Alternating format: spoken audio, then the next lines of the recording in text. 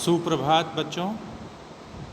आज हम हिंदी काव्य खंड से दूसरा अध्याय 10 वाक का अध्ययन करेंगे, जिसकी रचयिता ललद्यद हैं।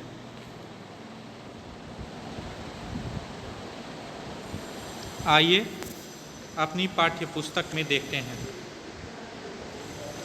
ललद्यद कश्मीरी भाषा की लोकप्रिय संत कवियत्री ललद्यद का जन्म सन 1320 के लगभग कश्मीर स्थित पामपोर के सिमपुरा गांव में हुआ था। उनके जीवन के बारे में प्रामाणिक जानकारी नहीं मिलती। ललद्यद को लल्लेश्वरी, लता, लल योगेश्वरी, ललारिफा आदि नामों से भी जाना जाता है। उनका देहांत सन 1391 के आसपास माना जाता है। ललद्यद की काव्य शैली को वाक कहा जाता है। जिस तरह हिंदी में कबीर के दोहे, मीरा के पद, तुलसी की चौपाई और रसखान के सवैये प्रसिद्ध हैं, उसी तरह ललद्यद के वाक प्रसिद्ध हैं। अपने वाकों के जरिए उन्होंने जाति और धर्म की संकीर्णताओं से ऊपर उठकर भक्ति के ऐसे रास्ते पर चलने पर जोर दिया जिसका जुड़ाव जीवन से हो। उन्होंने धार्मिक आडंबरों का विरोध किया और प्रेम को सबसे बड़ा मूल्य बताया। लोक जीवन के तत्वों से प्रेरित ललद्यद की रचनाओं में तत्कालीन पंडिताऊ भाषा, संस्कृत और दरबार के बोझ से दबी फारसी के स्थान पर जनता की सरल भाषा का प्रयोग हुआ है। यही कारण है कि ललद्यद की रचनाएं सैकड़ों सालों से कश्मीरी जनता की स्मृति और वाणी में आज भी जीवित हैं। वे आधुनिक कश्मीरी भाषा का प्रमुख स्तंभ मानी जाती हैं। विद्यार्थियों को भक्ति काल की व्यापक जन चेतना और उसके अखिल भारतीय स्वरूप से परिचित कराने के उद्देश्य से यहाँ ललद्यद के 4 वाकों का हिंदी अनुवाद प्रस्तुत किया जा रहा है। पहले वाक में ललद्यद ने ईश्वर प्राप्ति के लिए किए जाने वाले अपने प्रयासों की व्यर्थता की चर्चा की है। दूसरे में बाह्य आडंबरों का विरोध करते हुए यह कहा गया है कि अंतःकरण से संभावी होने पर ही मनुष्य की चेतना व्यापक हो सकती है। दूसरे शब्दों में इस माया जाल में कम से कम लिप्त होना चाहिए। तीसरे वाक में कवित्री के आत्म आलोचन की अभिव्यक्ति है। वे अनुभव करती हैं कि भव सागर से पार जाने के लिए सद्कर्म ही सहायक होते हैं। भेदभाव का विरोध और ईश्वर की सर्वव्यापकता का बोध चौथे वाक में है। ललद्यद ने आत्मज्ञान को ही सच्चा ज्ञान माना है। प्रस्तुत वाकों का अनुवाद मीरा कांत ने किया है। प्रिय विद्यार्थियों, ललद्यद कश्मीरी भाषा की एक कवियत्री थी। इनका जन्म 1320 के लगभग कश्मीर के पंपोर के सिमपुरा गांव में हुआ था। जैसे अभी हम लोगों ने इसके पहले कबीरदास जी के बारे में पढ़ा था, उसी तरह से ललद्यद के बारे में भी प्रामाणिक जानकारी, उनके जीवन के बारे में प्रामाणिकता कहीं प्राप्त नहीं हुई है। ललद्यद को लल्लेश्वरी, लला, लल योगेश्वरी, ललारिफा आदि कई नामों से भी जाना जाता है। उनका देहांत 1391 के आसपास माना जाता है, क्योंकि इनके जन्म और मृत्यु के बारे में कोई प्रामाणिक जानकारी नहीं है। ललद्यद की काव्य शैली को हम वाक कहते हैं। जिस तरह हिंदी में हम दोहे, पद, चौपाइयाँ, सवैये इत्यादि पढ़ते हैं, उसी तरह से ललद्यद की जो काव्य शैली थी उसे हम वाक कहते हैं। ललद्यद ने अपने वाकों के जरिए जाति धर्म से ऊपर उठकर भक्ति के रास्ते पर चलने पर जोर दिया जिसका जीवन से जुड़ाव हो।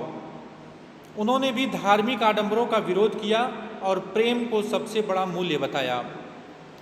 जनता के जीवन से प्रेरित होकर उनकी रचनाओं में उस समय की संस्कृत और राज दरबारों में उस समय प्रयोग होने वाली फारसी के स्थान पर जनता की सरल भाषा का प्रयोग किया गया है।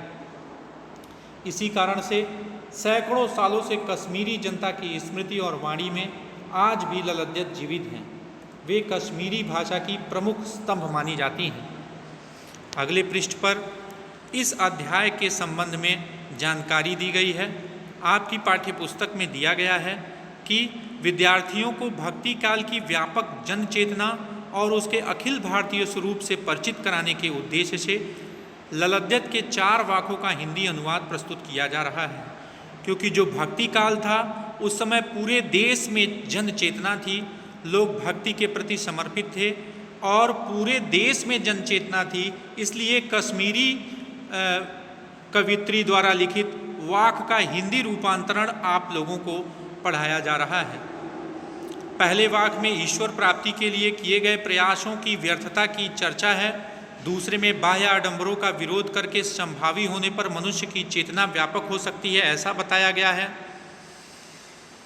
तीसरे वाक में कवित्री आत्मालोचन की अभिव्यक्ति है, यानी अपनी आलोचनात्मक काव्य लिखा है, उन्होंने अपनी आलोचनात्मक अभिव्यक्ति की है। और चौथे में ईश्वर की सर्वव्यापकता और भेदभाव का विरोध किया गया है। ललद्यत ने आत्मज्ञान को ही सच्चा ज्ञान माना है। आइए अब चलते हैं अपने अध्याय वाक पर। वाक, मैं इसका सस्वर वाचन कर रहा हूँ, आप सब ध्यानपूर्वक अपनी पुस्तकों में देखेंगे। वाक 1।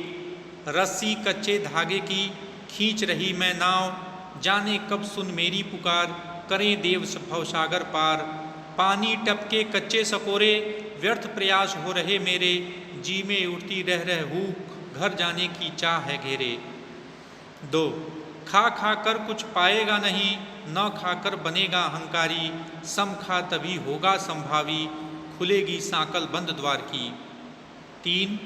आई सीधी राह से गई न सीधी राह, सुषुम सेतु पर खड़ी थी बीत गया दिन आह, जेब टटोली कौड़ी न पाई, माझी को दूं क्या उतराई। 4। थल थल में बसता है शिव ही, भेद न कर क्या हिंदू मुसलमान, ज्ञानी है तो स्वयं को जान, वही है साहिब से पहचान। आइए अब इसके अर्थ को हम समझते हैं। वाक, पहला, रस्सी कच्चे धागे की खींच रही मैं नाव, जाने कब सुन मेरी पुकार, करें देव भवसागर पार। पानी टपके कच्चे सकोरे, व्यर्थ प्रयास हो रहे मेरे, जी में उठती रह रह हूँ, घर जाने की चाह है घेरे। प्रस्तुत वाक में कवित्री कहती हैं, रस्सी कच्चे धागे की खींच रही मैं नाव, अर्थात कच्चे धागे की रस्सी से वो नाव खींच रही हैं। ये शाब्दिक अर्थ है, इसका गूढ़ अर्थ भी बताया जाएगा, पहले शाब्दिक अर्थ को समझिए। कच्चे धागे की रस्सी से नाव खींच रही हैं, वो कहती हैं कि मैं कच्चे धागे की रस्सी से नाव खींच रही हूँ, जाने कब सुन मेरी पुकार, करें देव भवसागर पार, कब मेरी पुकार सुन करके भगवान उनको भवसागर से पार करेंगे। पानी टपके कच्चे सकोरे, कच्चे सकोरे का मतलब होता है मिट्टी के कच्चा बर्तन, सकोरे यानी कमज़ोर, और कच्चे यानी कच्चा, कमज़ोर मिट्टी का जो बर्तन होता है जिसे पकाया नहीं जाता है, उसमें से पानी चूता रहता है, तो वो चीज़ें यहाँ कवित्री लिखती हैं। पानी टपके कच्चे सकोरे यानी कच्चे घड़े से पानी टपक रहा है। व्यर्थ प्रयास हो रहे मेरे सारे प्रयास व्यर्थ हो रहे हैं। जी में उठती रह रहे हूँ, घर जाने की चाह है घेरे। उनके मन में बार बार तड़प और वेदना उठती है। हुक का अर्थ होता है तड़प या वेदना। उनके मन में रह रह कर के वेदना या तड़प उठती है। घर जाने की चाह है घेरे, उनको घर जाने की इच्छा घेरे हुए है। इसका शाब्दिक अर्थ ये हुआ कि कच्चे धागे की रस्सी से वो नाव खींच रही हैं, पता नहीं कब उनकी पुकार सुन कर के भगवान उनको भवसागर से पार करेंगे। कच्चे घड़े से पानी टपक रहा है और उनके प्रयास व्यर्थ हो रहे हैं और उनके मन में तड़प या वेदना उठ रही है। घर जाने की चाह उनको घेरे हुए है। अब आइए इसके संपूर्ण अर्थ पे चलते हैं। उपरोक्त काव्यखंड में कवित्री अपने जिंदगी की तुलना नाव से और अपने सांसों की तुलना कच्ची डोरी से करती हैं।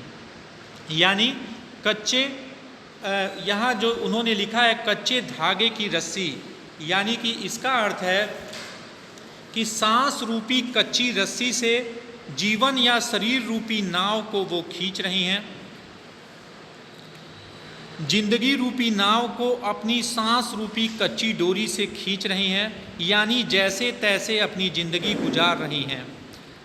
आगे लिखती हैं, जाने कब सुन मेरी पुकार, करें देव भवसागर पार। पता नहीं कब प्रभु उनकी करुण पुकार सुन करके उन्हें इस संसार से, भवसागर से पार करेंगे, यानी कि जन्म मरण रूपी भवसागर से पार करेंगे। उसके अगली पंक्ति में, पानी टपके कच्चे सकोरे व्यर्थ प्रयास हो रहे मेरे के द्वारा कवित्री कहना चाहती हैं कि पानी टपके कच्चे सकोरे का अर्थ उन्होंने बताया। उसका कच्चे सकोरे को उन्होंने अपने शरीर से तुलना की है। कच्ची मिट्टी के बर्तन जिसमें से लगातार पानी टपकता है उसे कच्चे सकोरे कहा है।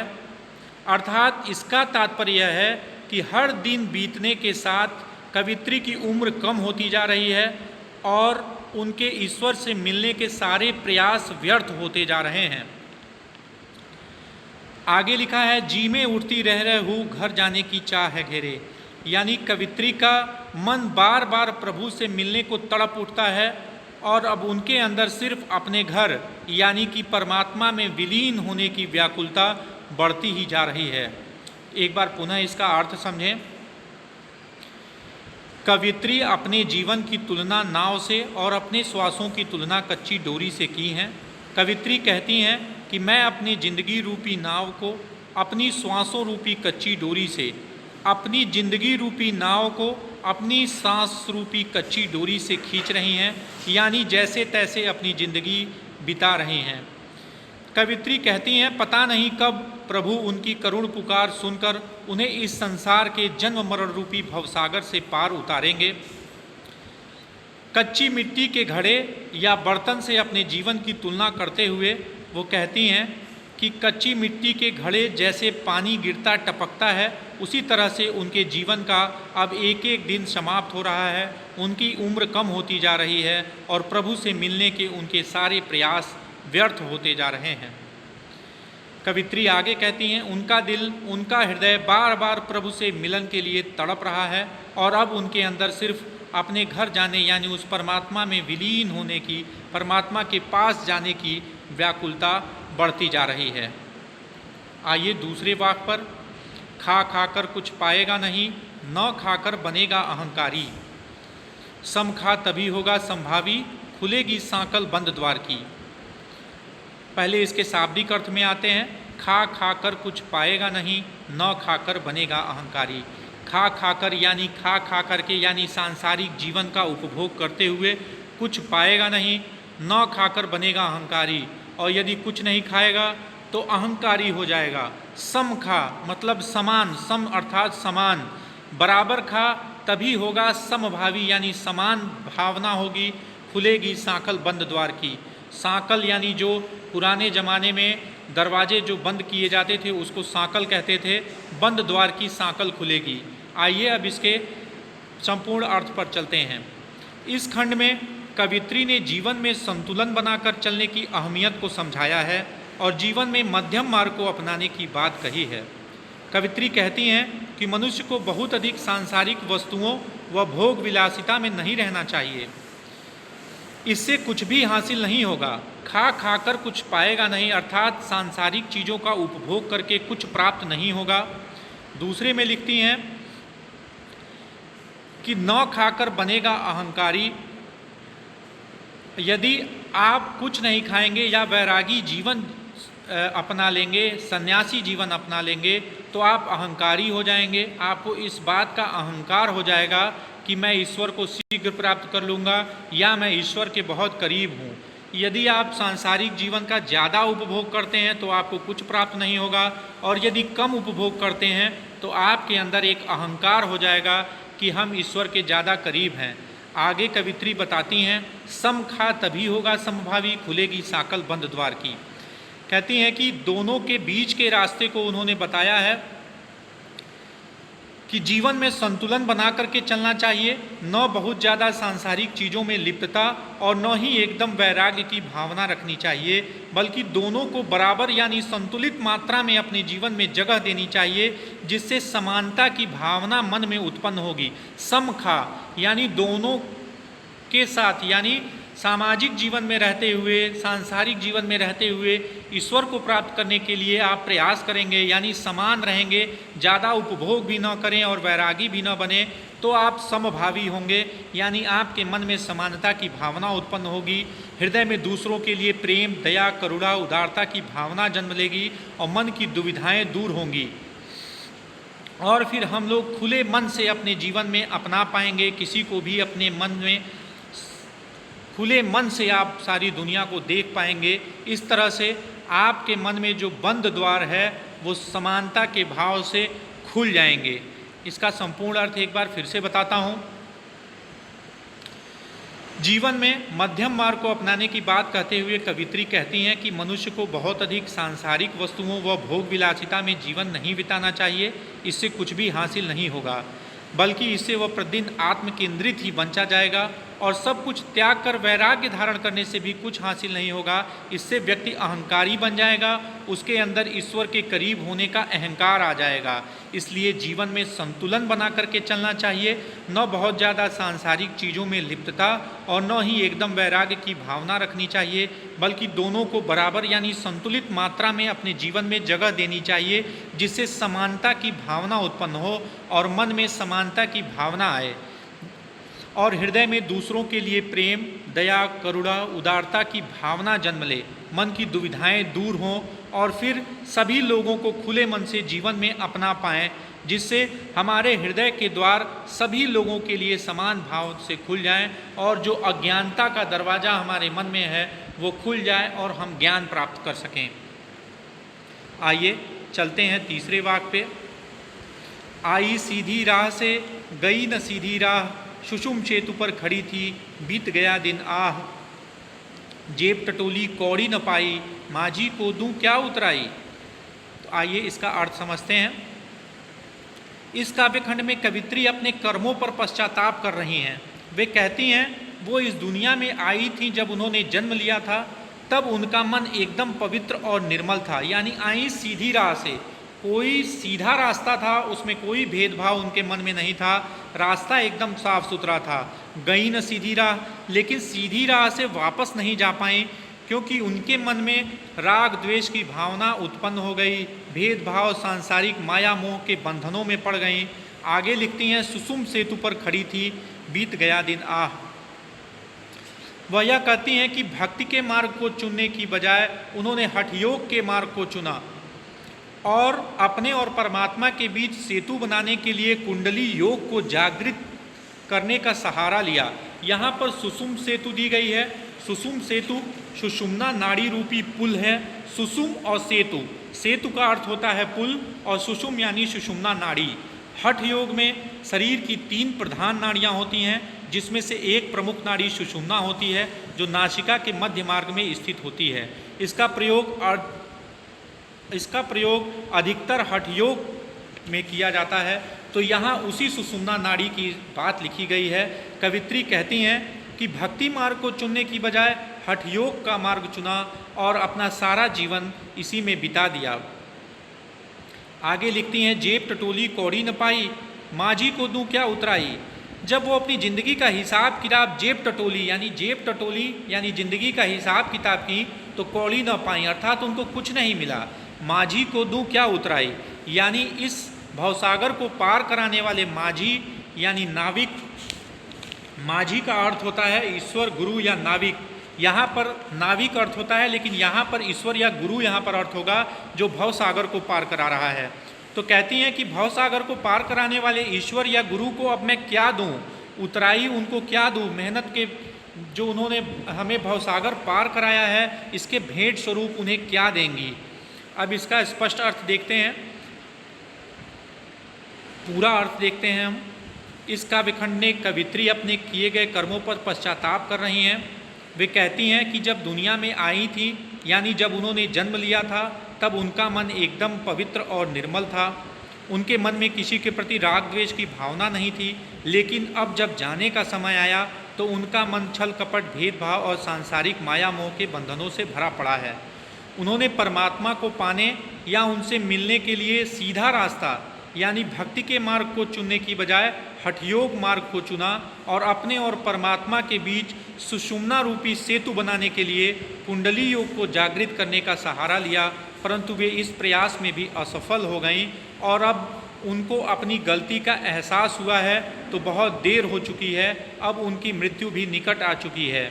कवित्री आगे कहती हैं कि जब वह अपनी ज़िंदगी का हिसाब किताब करने बैठती हैं तो उन्हें अपनी झोली खाली नज़र आती है। तब उन्हें लगता है कि उन्होंने अपने पूरे जीवन में पुण्य कर्म या अच्छे कर्म किए ही नहीं और अब उनके पास पुण्य कर्म करने का समय भी समाप्त हो चुका है और परमात्मा से मिलने का समय बहुत नज़दीक आ चुका है। कवित्री आगे खेद भी जताती हैं कि परमात्मा मुझे जन्म मरण के इस भवसागर से पार उतारेंगे तो वो उनको उतराई के स्वरूप में, भेंट स्वरूप में क्या देंगी, क्योंकि उनके पास तो कोई अच्छे कर्म या पुण्य नहीं है। आइए चौथे वाक्य पे चलते हैं। थल थल में बसता है शिव ही, भेद न कर क्या हिंदू मुसलमान, ज्ञानी है तो स्वयं को जान, यही है साहिब से पहचान। एकदम स्पष्ट है, भाषा भी सरल है। थल थल में बसता है शिव ही, भेद न कर क्या हिंदू मुसलमान, अर्थात कण कण में भगवान शिव ही बसते हैं, इसलिए हमें हिंदू और मुसलमान का भेद नहीं करना चाहिए। ज्ञानी है तो स्वयं को जान, वही है साहिब से पहचान। यदि आप ज्ञानी हैं तो अपने आप को जानिए, अपने आप को पहचानिए, वही ईश्वर से आपकी पहचान कराएगा। अब इसके संपूर्ण अर्थ पे आते हैं।